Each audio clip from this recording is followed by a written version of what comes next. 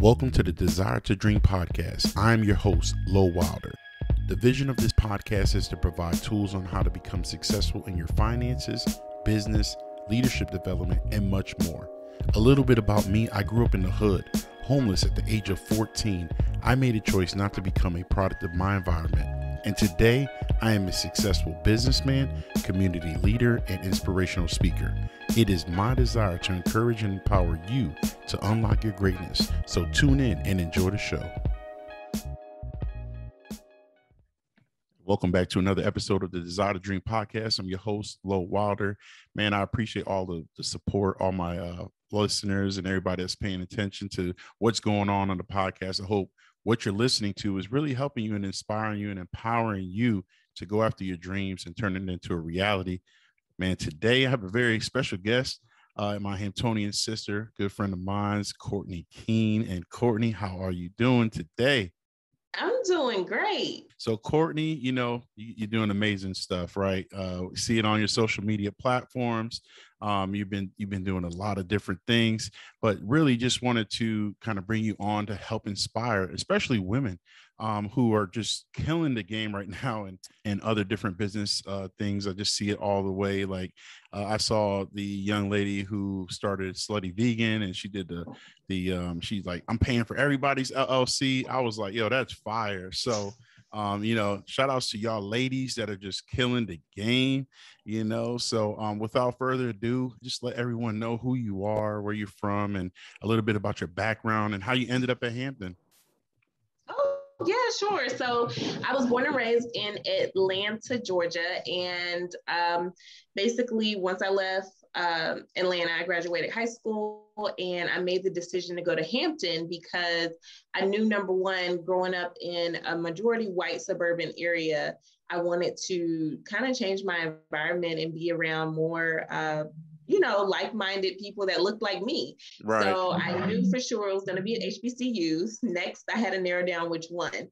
At that time, I had a lot of interest in math. I loved it. It was my favorite subject.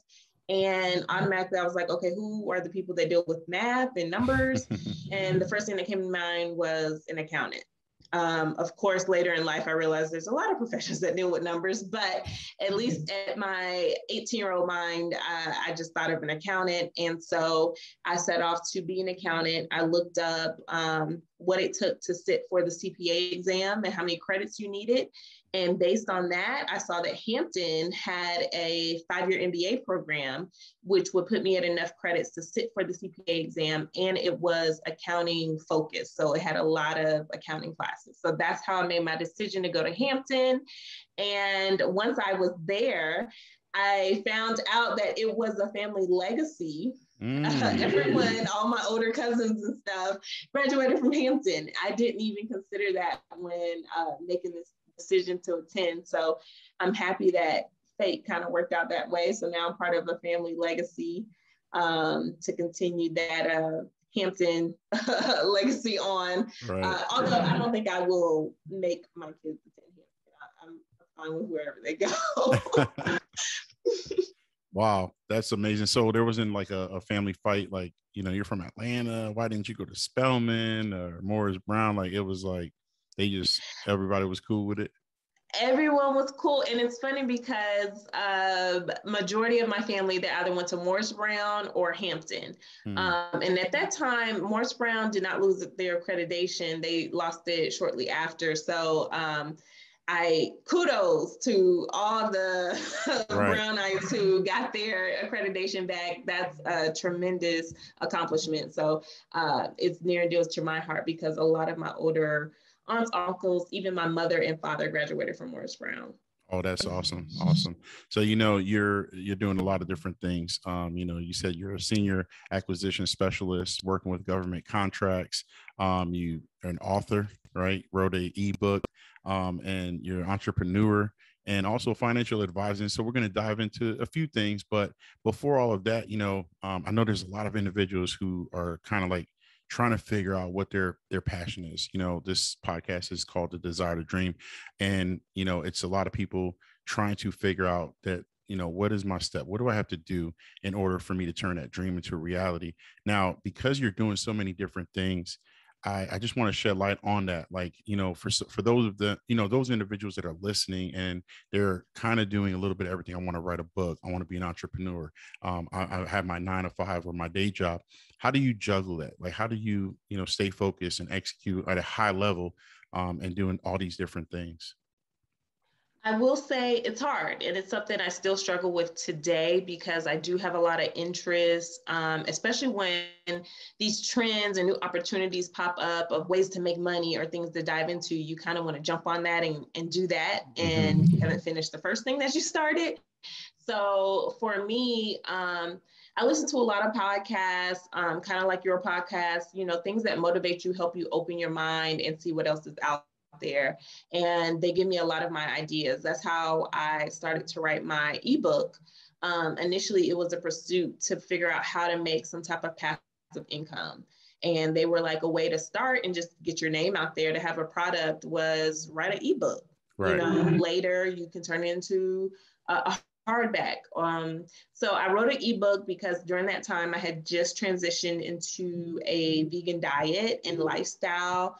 And I wanted to write down a lot of the challenges I faced, to help others, and not just to transition to a vegan lifestyle, just a healthier lifestyle. So for people who wanted to cut back on sugar or struggle with diabetes and high cholesterol, I just wanted to provide, different tips on how to eat still nutritious and good tasty food, but also good for your body. So I just wrote that and started creating passive income that way. Once that was finished, I then looked on to the next thing. I jumped into real estate.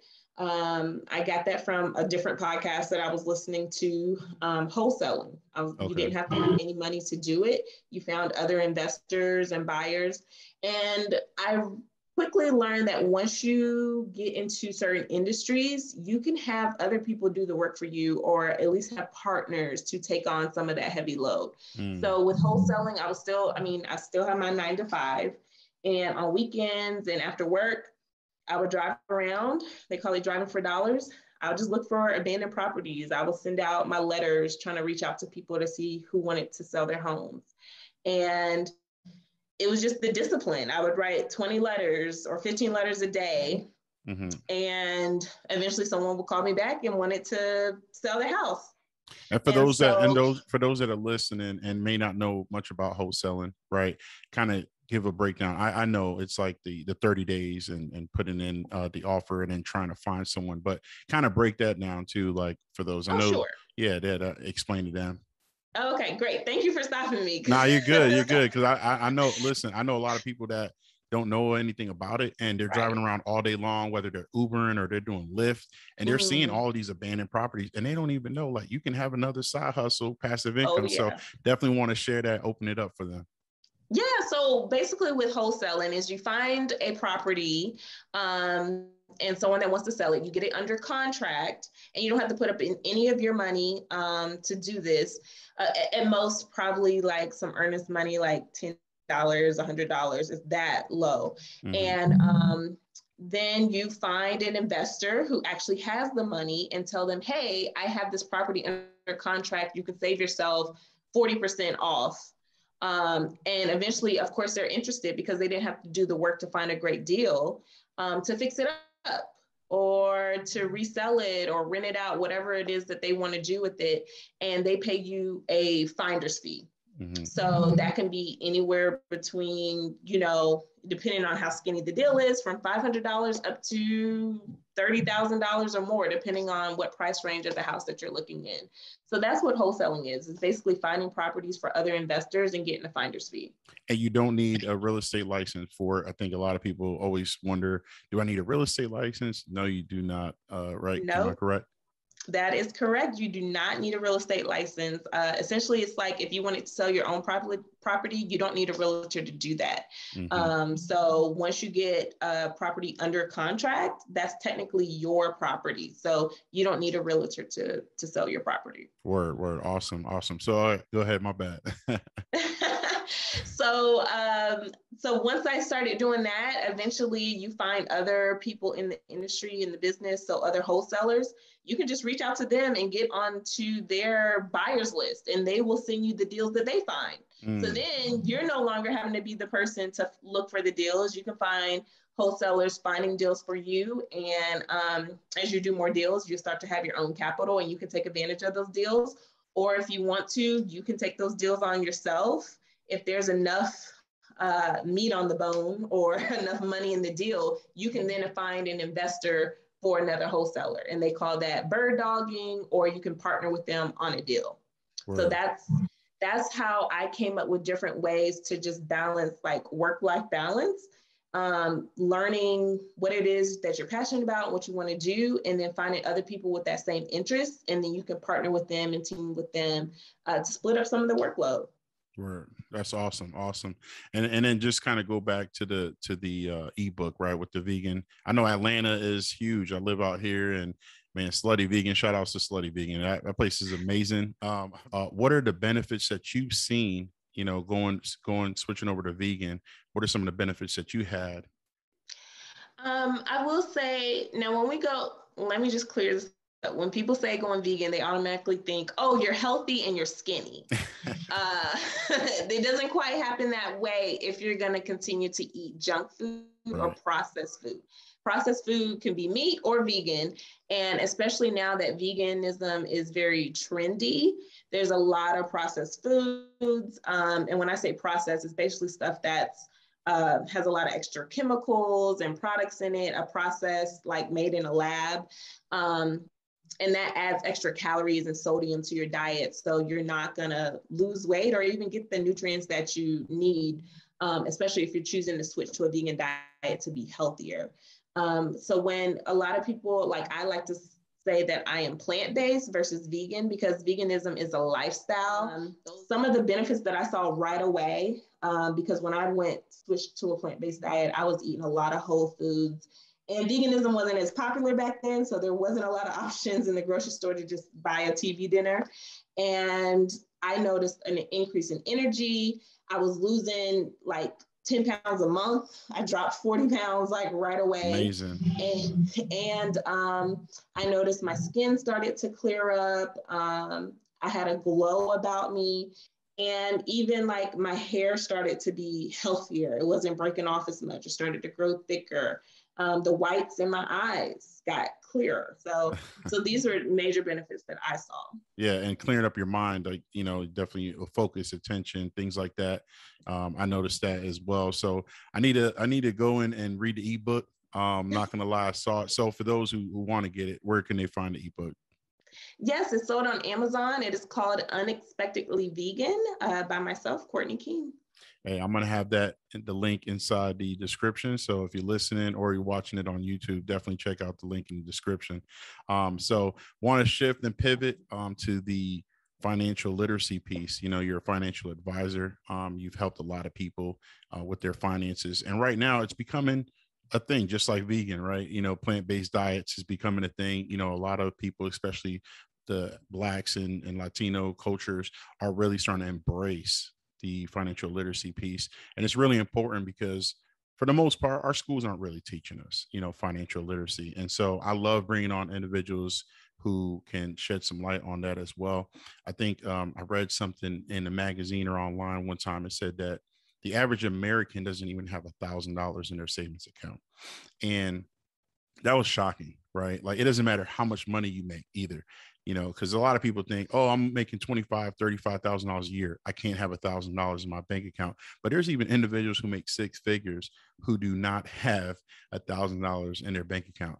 Financial literacy is important, right? And honestly, it brings joy, it brings happiness, it brings peace of mind, things like that. Talk a little bit about the importance of financial literacy and why that drew an interest, and then we'll also get into some of the business ventures that you got into as well. Oh yeah. You know, to the point that you made, it's really not what you make, it's what you keep. And there's several people who make well into six figures who have basically negative negative equity.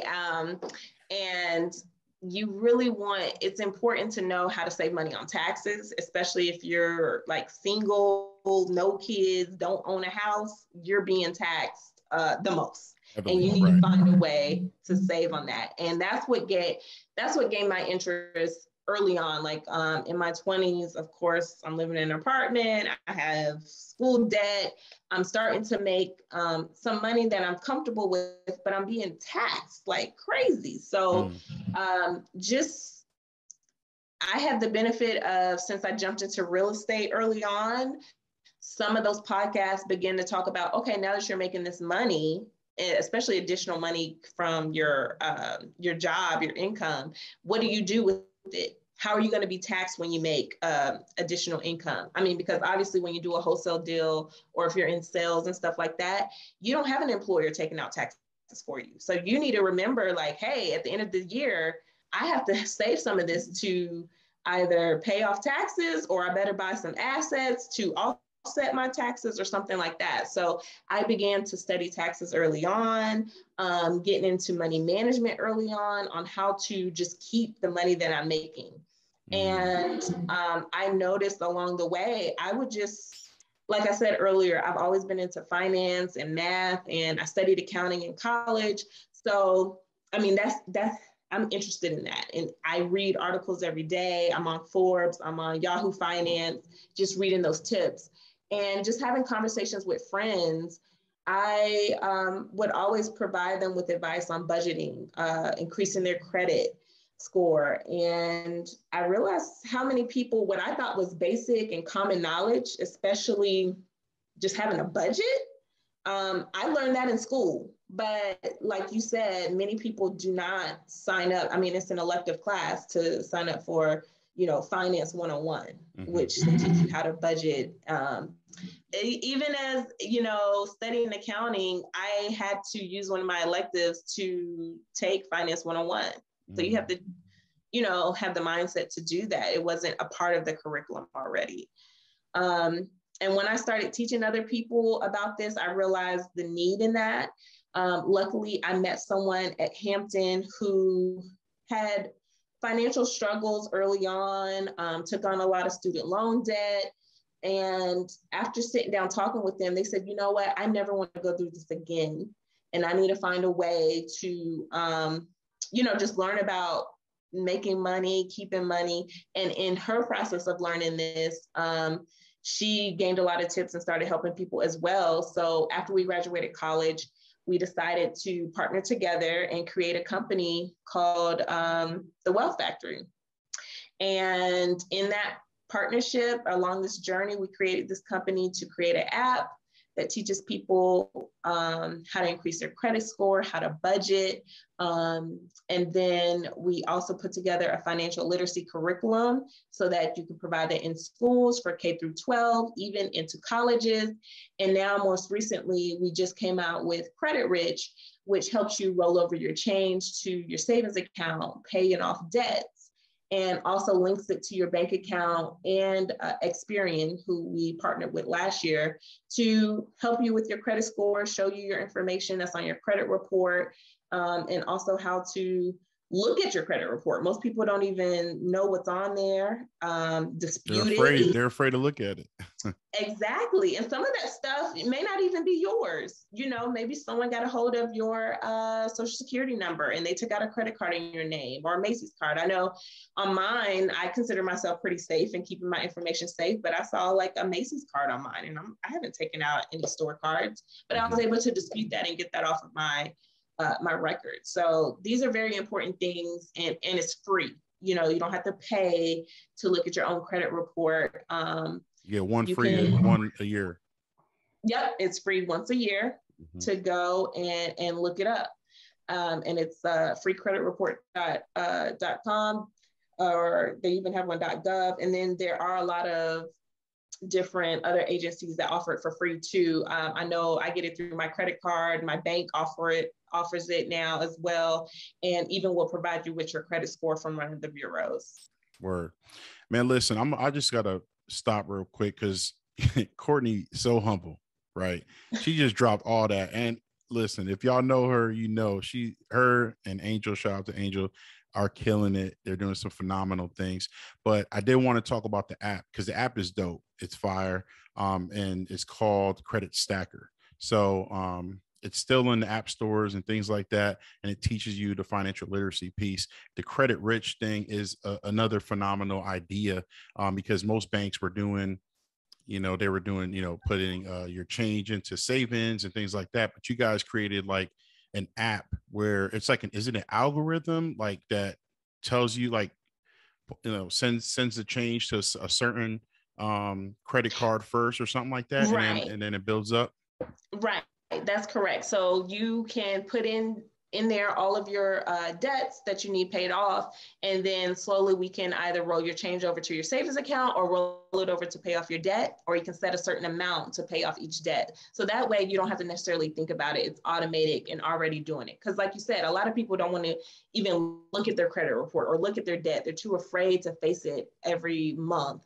Right. So if you can just have something set up to automatically do that, then you're just dealing with the money that's left over for discretionary income and spending without having to worry about, oh, I think I'd rather go to the club or go out to eat with this. Mm-hmm. Well, your debt is already paid, and then you can just deal with budgeting whatever is left over.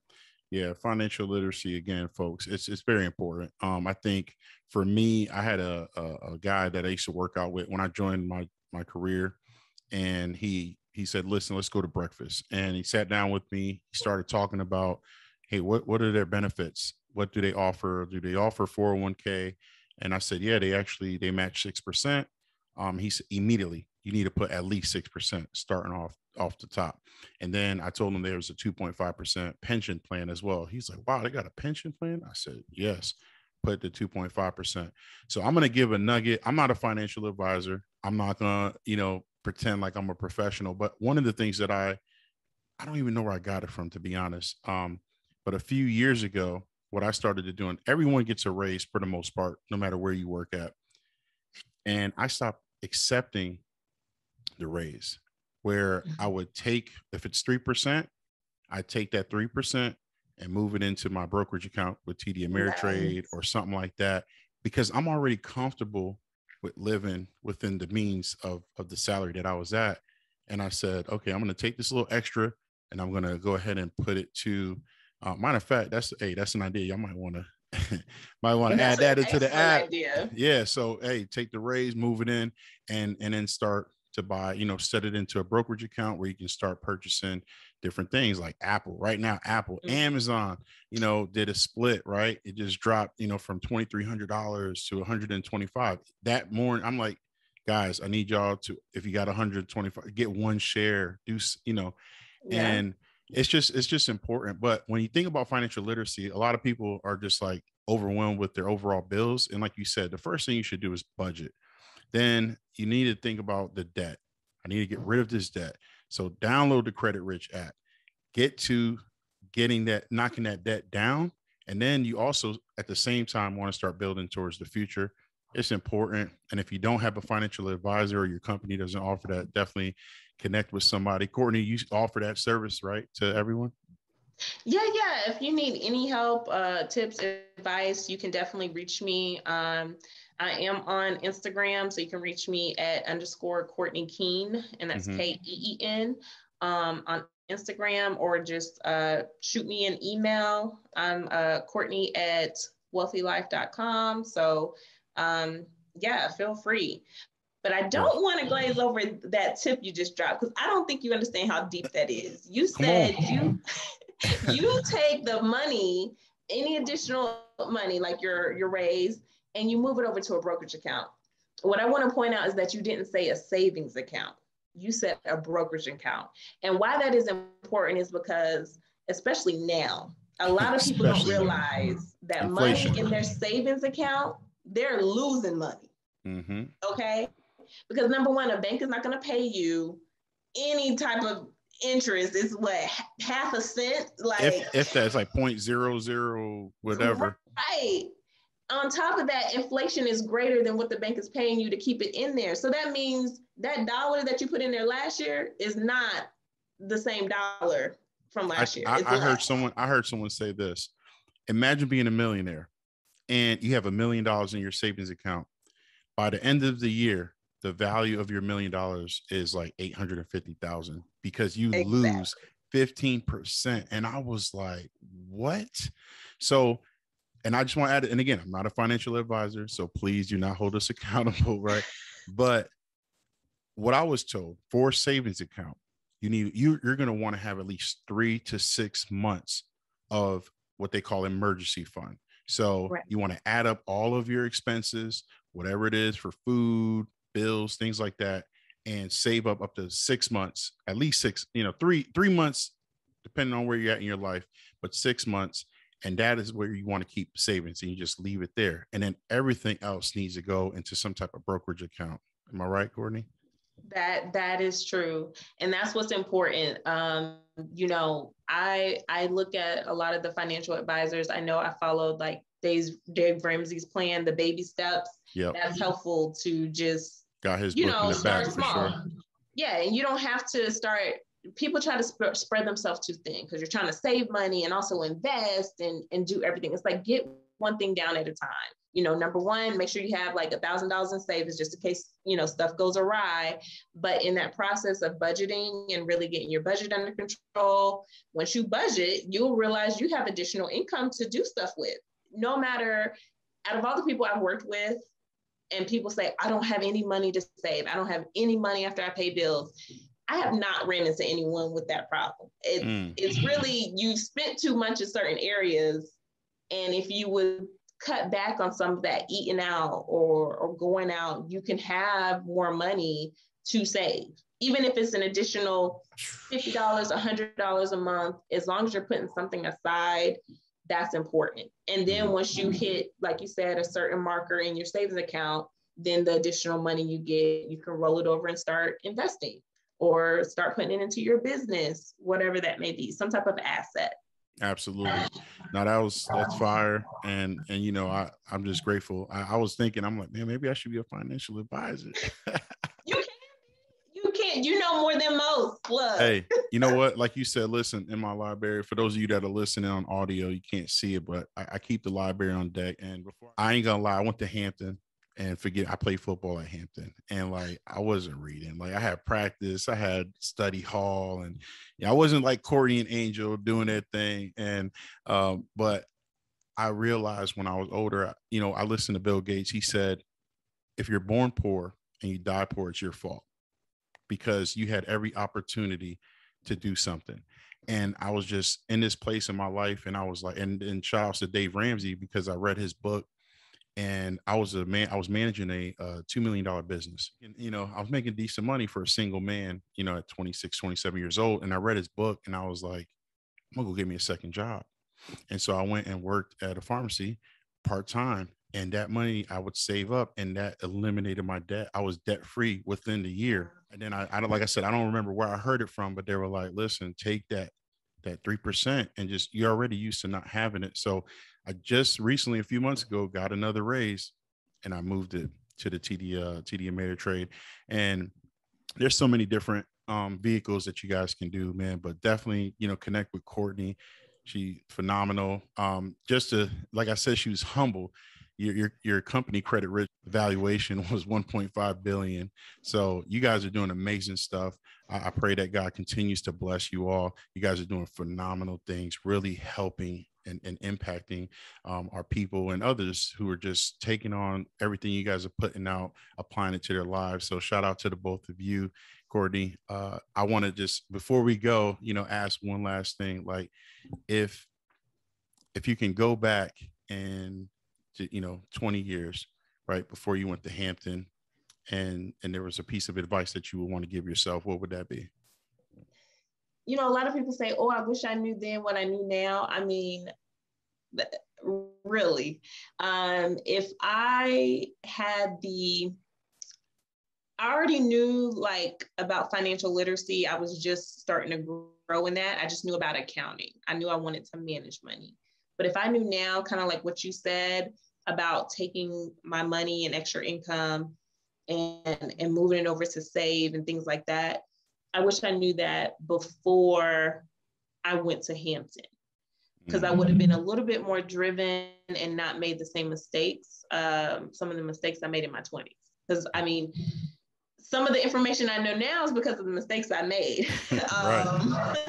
You know, I have had credit card debt. I have had to pick up a second job and just hustle to pay stuff off. And that takes discipline.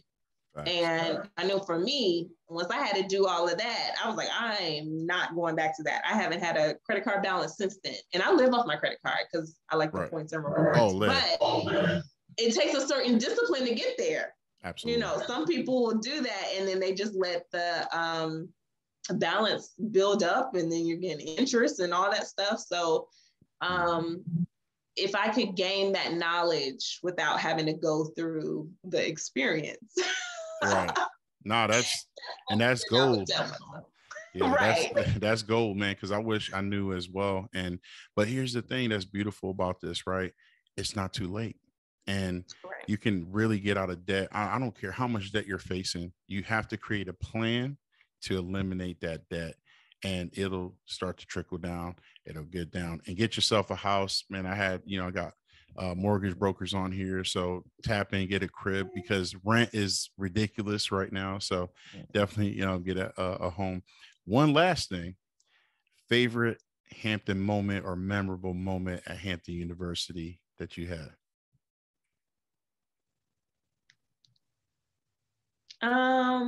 What comes to mind right now is the week of graduation.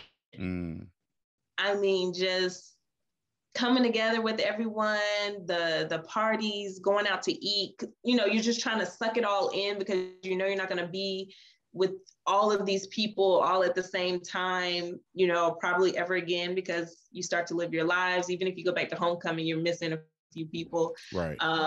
Just taking that in and finishing Hampton, that graduation week was the most memorable that I can think of right now. So facts. Yeah, man, I agree with you because it was like all this hard work. I was the first in my family to graduate from college. So for me, it was like everything, man. And it didn't really hit me until I was like, I got it in my hand and I'm like, oh, wow, I made this happen. So definitely a memorable, man. Courtney, appreciate you, man. We came in 2004 at Hampton together. So, it was a great time, and I definitely appreciate you taking the time out to get on the podcast and share some nuggets with everybody and some knowledge. Shout out to you and Angel. I wish you guys all the best success, continue to kill it, even in your main career. And I appreciate you with the time. Well, I just want to say thank you so much to all your viewers. Please follow us at CreditRich app on Instagram and Facebook. We post financial tips and we'll also keep you updated on when CreditRich is available. Right now it's in beta form, but we will be launching on Apple this summer. And we just partnered with Visa as the first Black-owned, woman-owned neo-bank. Let's go. We're slowly closing that racial wealth gap and just trying to educate minorities and people of color about finance. And we're so happy it's now trending, Fire. Amazing. Yes, definitely check it out. I'm going to have all your social media contacts and handles and website, all of it in the description. So there you have it, folks. Thanks for listening again to the Desire to Dream podcast. Let's turn your dreams into a reality. Let's connect. Let's tap in. Let's get financially free, y'all. Peace.